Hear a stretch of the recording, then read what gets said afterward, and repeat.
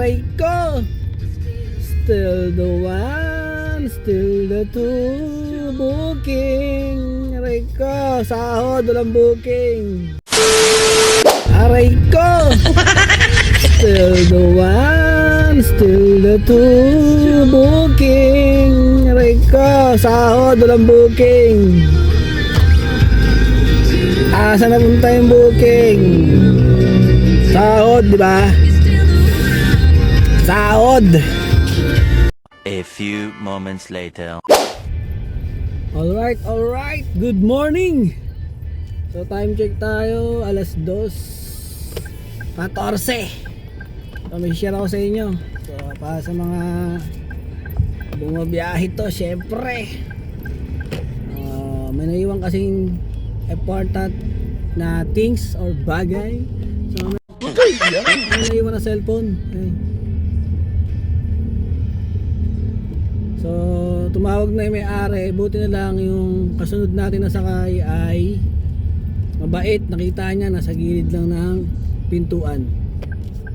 So tumawag na may-ari na itong cellphone. Babalik natin dahil dito sa atin. Siyempre tiwala sila sa sinakyan nila.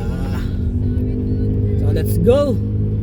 Babalik natin to. Mga estudyante, mga nakainom din, mga lasing-lasing na. Kaya ingat kayo mga magiinom. Cellphone nyo, safety nyo na pag lasing na kayo.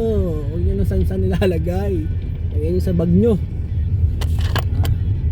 Let's go. Balik na natin to. Biyahe tayo.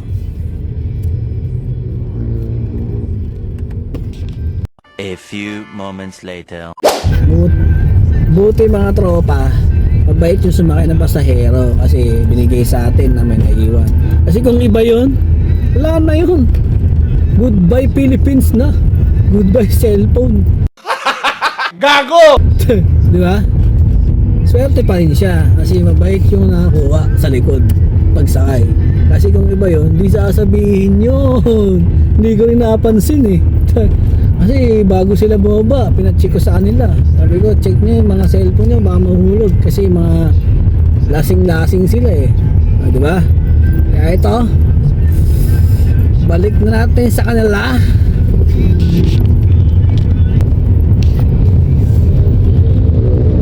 Alright, dito na tayo.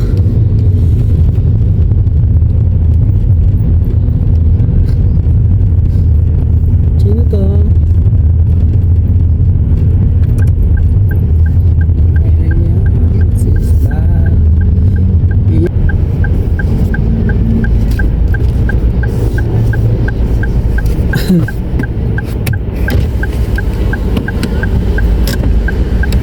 Ay, may-ari, cellphone, yun o.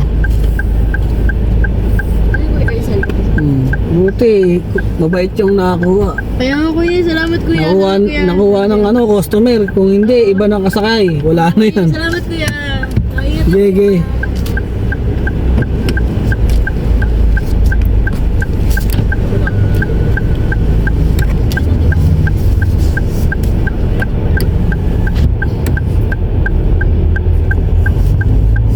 Yun, nasoli na natin.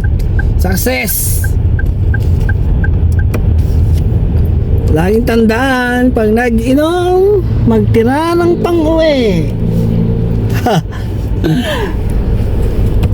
Papunta pa lang kayo, pabalik na kami. Let's go.